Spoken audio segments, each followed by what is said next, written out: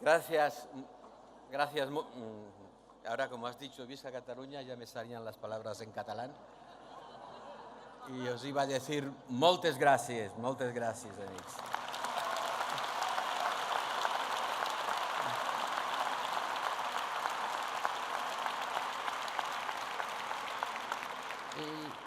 Y no es nada difícil hablarle en catalán a un andaluz.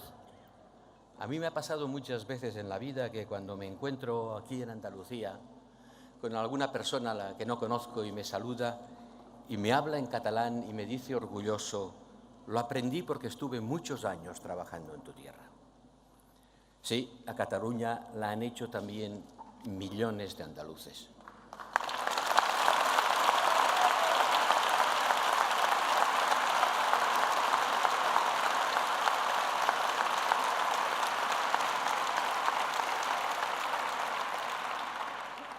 Y yo les vi llegar.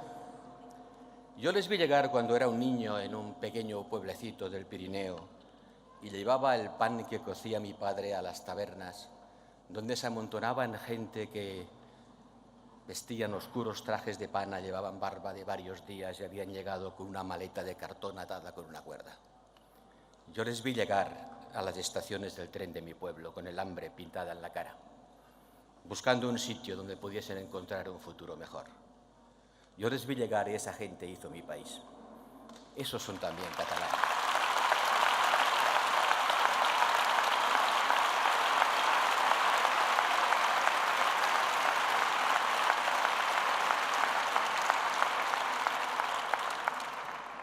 Eran los charnegos, les llamaban, de una forma despreciativa. Eran los charnegos. Ya no se les llama así, afortunadamente, porque ya están fundidos en la sociedad catalana. Pero vuelve desgraciadamente a aparecer esa atroz división entre los unos y los otros, entre los que son de aquí y los que son de allá. Y cuando yo oigo a una expresidenta del Parlamento de Cataluña decirle a una líder política nacida en Andalucía pero afincada en Cataluña, si no estás d'acord amb la independència, vés-te'n d'aquí. Si no estás de acuerdo con la independencia, vete de aquí.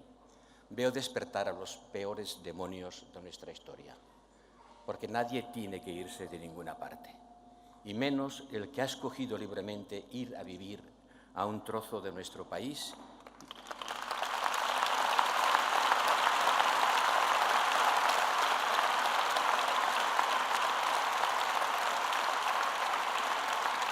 Porque sabéis que todos tenemos un emigrante dentro. Todos, en algún momento de nuestra vida, hemos sido emigrantes, a través de las anteriores generaciones. Yo también soy un emigrante.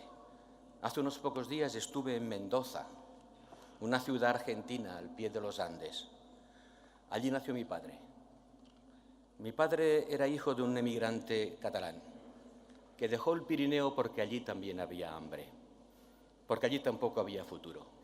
Y atravesó el océano, se instaló al otro lado, al pie de esas grandes montañas, más grandes que las mías. Y allí encontró a otra persona, a otra catalana. Vivían a 50 kilómetros el uno del otro y se fueron a encontrar en Mendoza. Allí nació mi padre y después volvió a España justo a tiempo para hacer la guerra civil. No fue una buena idea. Y yo también soy, de alguna manera, el hijo, el resultado de esta movilidad humana que algunos aprovechan para darnos miedo. Vienen los emigrantes, una invasión que nos arrasará. Hay que cerrar las puertas. Chiudiamo i porti, como dice Salvini en Italia. Hagamos muros, como dice Orbán en Hungría. Volvamos a encerrarnos en nuestra identidad, como dicen los holandeses. Encerrémonos en lo que fuimos porque no tenemos valor para ser lo que nos toca hacer en esta era de la globalización. Y eso es un mensaje absurdo, imposible de llevar a la práctica. Y eso es lo que los socialistas tenemos que explicar. Tenemos que explicar que estamos en la víspera de un mundo nuevo, con grandes potencias emergentes, China, India, Brasil y otras que desean serlo, que lo fueron, como Rusia, con unos Estados Unidos que han dejado a Europa occidental y que ya no son el aliado fiel con el que pudimos contar en los tiempos de la Guerra Fría. Un mundo sacudido por transformaciones tecnológicas que van a cambiar radicalmente las formas de producir, de pensar, de comunicarse y, en el fondo, de ser. Un mundo en el que la frontera entre la verdad y la mentira va cada vez a ser más difícil, porque cada vez las nuevas formas de la comunicación nos inundan de una información que muchas veces contribuye a disminuir nuestro conocimiento.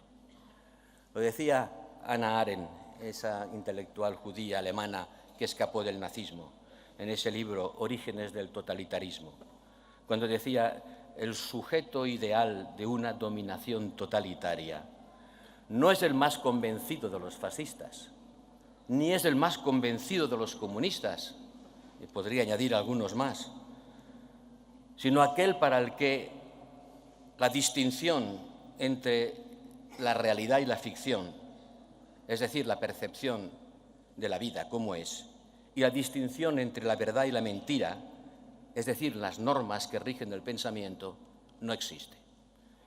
Para aquel que ha renunciado a distinguir la verdad de la mentira, la realidad de la ficción, y que corre detrás de eslóganes que le prometen un tiempo mejor basado en premisas falsas, pero que son seductoras y le seducen.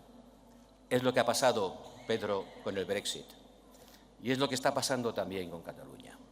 Tú lo decías el otro día y lo decías con mucha razón.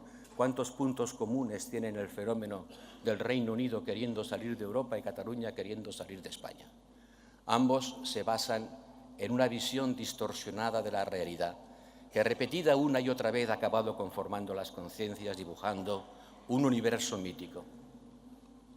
Los socialistas, los demócratas, tenemos que defender la verdad, pero hemos de saber que en democracia lo que cuenta es la opinión.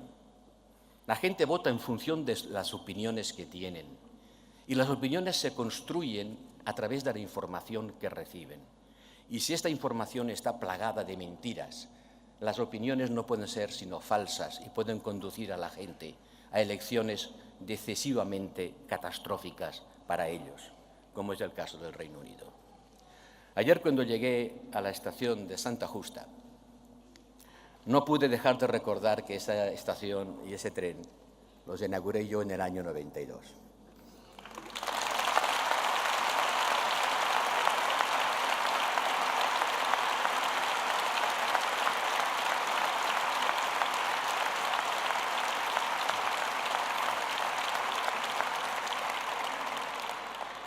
Sabía que ibais a aplaudir, porque el AVE significa para Andalucía la modernidad. Y la decisión de los gobiernos de Felipe González de construir la línea de alta velocidad con el más moderno de los trazados de la época entre Madrid y Sevilla, dando prioridad al cuello de botella que representaba entonces el paso por Despeñaperros, fue una apuesta decidida para anclar el sur en el desarrollo del norte, para evitar que surgiera en España también un sur subdesarrollado y parásito, como existen en muchos países europeos. Y ese AVE, esa tremenda obra de ingeniería que en su día fue un orgullo para España, representa para toda Andalucía el sentimiento de que se puede pasar más allá de Despeñaperros, como España pasó más allá de los Pirineos, para integrarse en una realidad de la modernidad de la civilización europea. Y sí, yo tengo muchos recuerdos de Sevilla y quizá Susana me los ha recordado. Por cierto, Susana, no te había escuchado antes ningún mitin y hay que ver el nervio que tienes.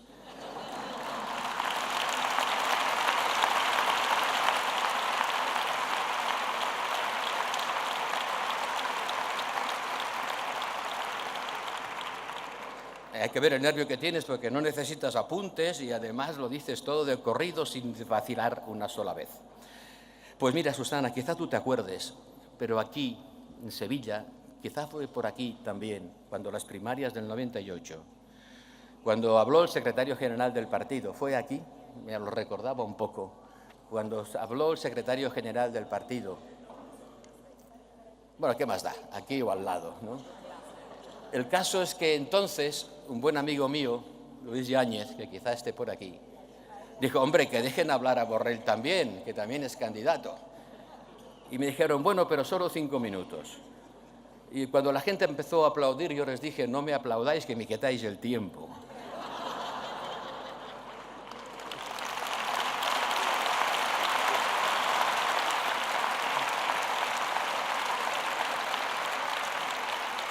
Bueno, ahora como no compito ya podéis aplaudir todo lo que queráis.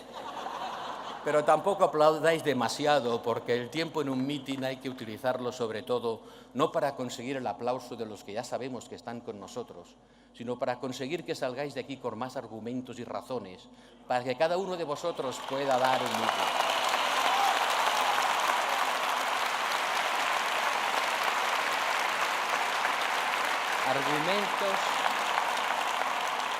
Argumentos y razones, porque hoy la política se enfrenta a un grave problema. Primero, que los gobiernos pierden soberanía y algunos no se han enterado todavía. Y segundo, que la democracia pierde cada vez más capacidad de deliberar. La democracia no es solo el voto, es la última fase.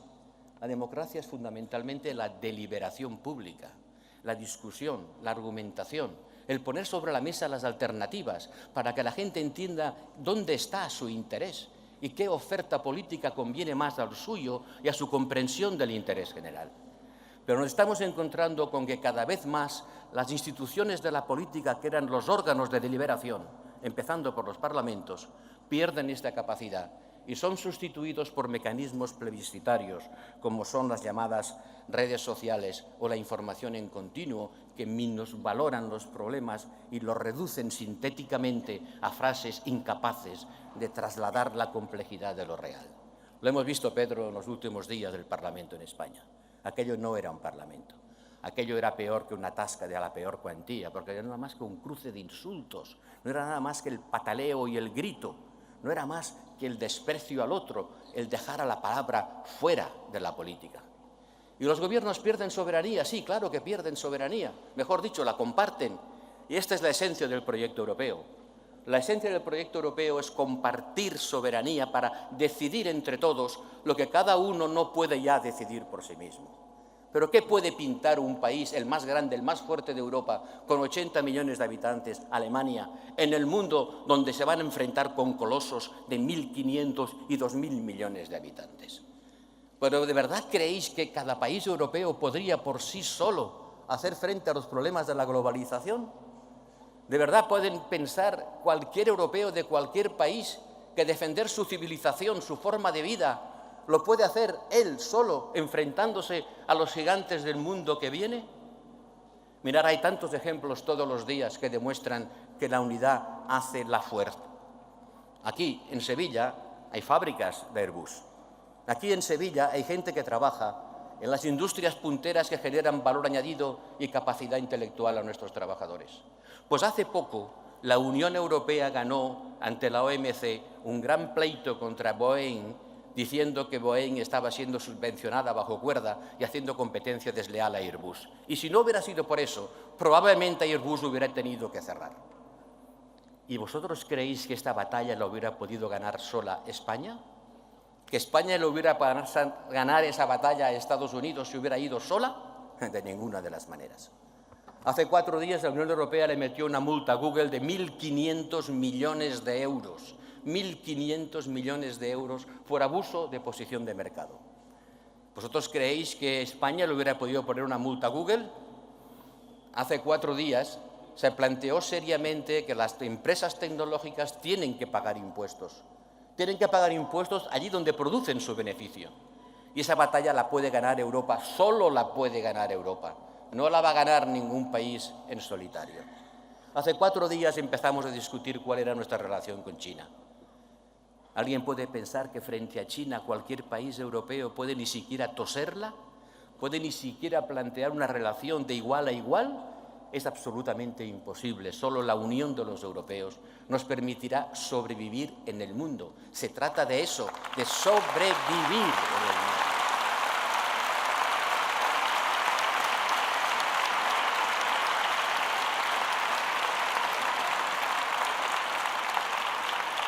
Y por eso, estas elecciones, querido Pedro, querida Susana, queridos compañeros de este partido, compañeros y compañeras de este partido, las próximas elecciones son existenciales. Todas las elecciones son importantes, pero estas lo son más, porque estas dibujan un escenario de sí o no entre caminos radicalmente distintos y uno de ellos muy peligroso. Yo había presumido en Europa de que en España no teníamos extrema derecha. Y les decía a mis amigos franceses, nous n'avons pas Le Pen. Y les decía a mis amigos italianos, no tenemos Salvini, y a los húngaros no tenemos Orbán, y a los holandeses no tenemos Wilders, y a los alemanes no tenemos Alternative for Deutschland. Y ahora resulta que sí. Ahora resulta que sí la tenemos. Que estaba escondida y ha encontrado de repente la forma de aparecer con un lenguaje que desgraciadamente se parece al de Queipo de Llano y a Millán Astray.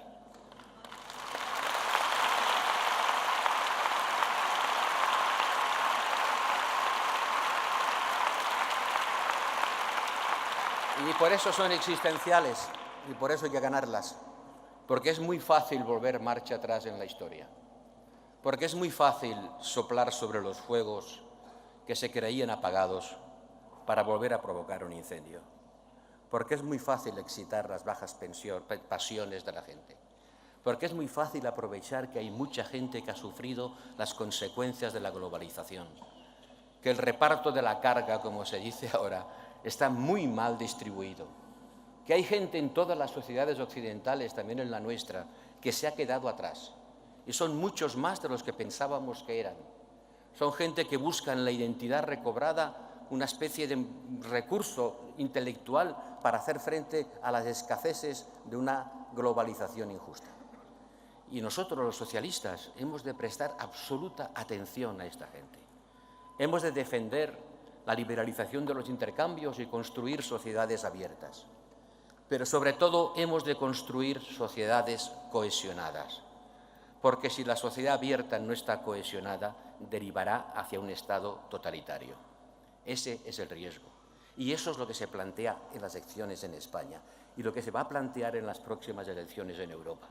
Y por eso son existenciales. Y por eso tendríamos todos que trasladar a nuestros conciudadanos la enorme trascendencia que tiene participar en ellas. Yo os llamo a ello. Y lo hago desde aquí, desde Sevilla, una tierra que no es la mía, pero con la que tengo enormes lazos afectivos. También es mía.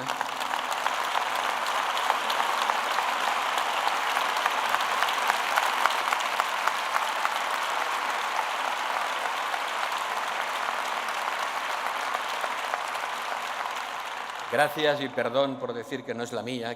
Quise decir que yo no había nacido a ti, es de todos, tienes razón, pero con la que me unen enormes lazos afectivos. Tengo aquí muchos amigos, muchos, y les veo. Reconozco las caras de algunos, alcaldes, Cornejo, Medina Sidonia, la Vía Verde. ¿Cuántas cosas he hecho yo aquí? ¿Cuántas veces he escuchado los cascos de los caballos sobre los adoquines de las calles que rodean el viejo barrio de Santa Cruz? O esos patios claros donde madura el limonero, como decía Machado.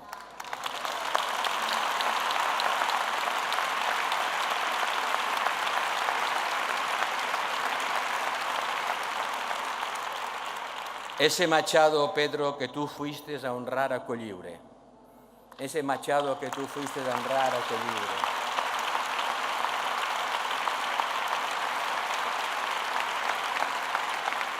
Junto con los descendientes de los exilados, porque esos sí que fueron exilados de verdad y no como otros.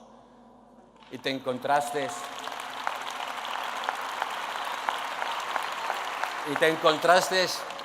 con un grupo de hiperventilados que te llamaban fascista. A ti y a los descendientes de Sánchez de Albornoz y de Azaña y a Paco Ibáñez. Eso es el riesgo que corremos.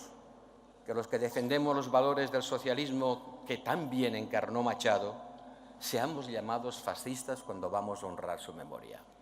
Es el mundo al revés y hay que volverlo a poner cabeza arriba. Esta es nuestra tarea.